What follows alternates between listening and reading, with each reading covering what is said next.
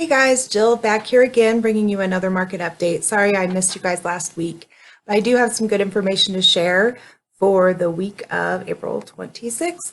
So let's just take a look here.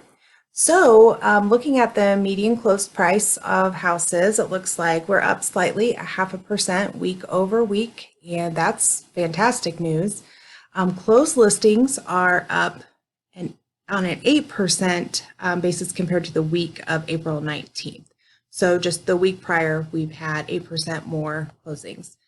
As far as the median days in the MLS, there was basically no change in that week over week.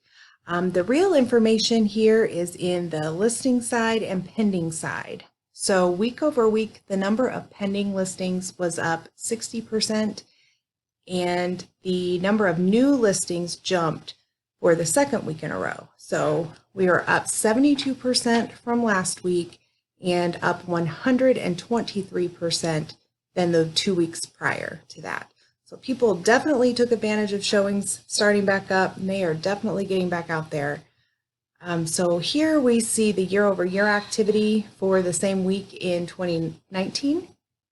So closed listings, they are down 46% compared to this week in 2019. Pending listings are 23% lower than this week last year. The days in the MLS are 2 days less than the same week in 2019. And compared to this week in 2019, new listings are 23% lower.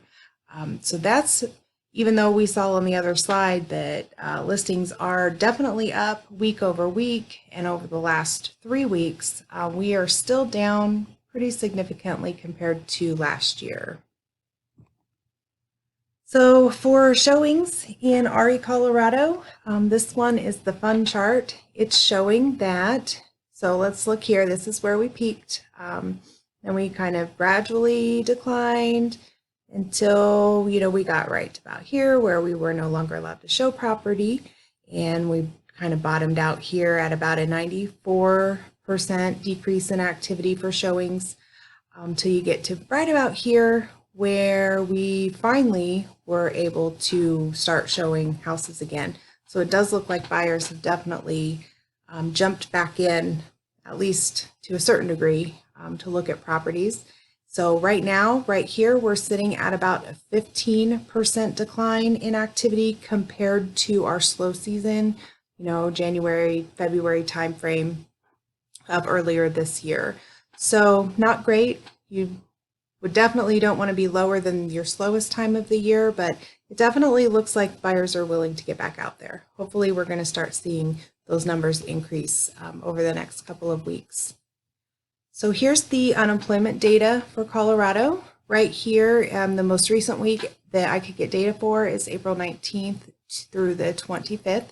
So we added an additional 79,290 claims that week.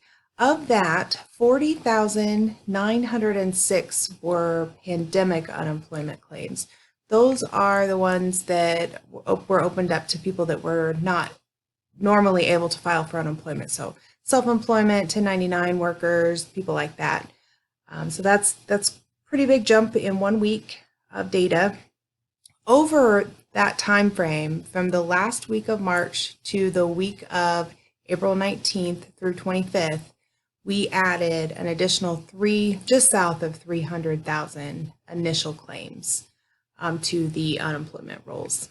So looking at this here, this is weekly unemployment claims going back to the year 2000, and visually this one just kind of amazes me to see.